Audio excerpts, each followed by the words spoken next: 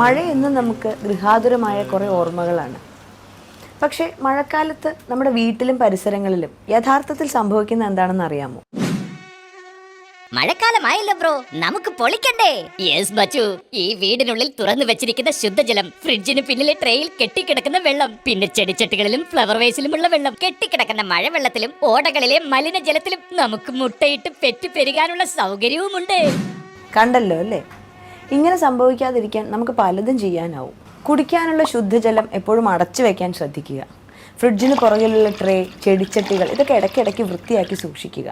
വീടിന് പരിസരത്ത് കിടക്കുന്ന ചിരട്ട, പ്ലാസ്റ്റിക് കുപ്പി ഇതിലൊക്കെ കെട്ടിക്കിടക്കുന്ന മഴവെള്ളം ഒഴിവാക്കണം. തിളപ്പിച്ചാറ്റിയ വെള്ളം മാത്രമേ കുടിക്കൂ എന്ന് നിർബന്ധമാക്കുക.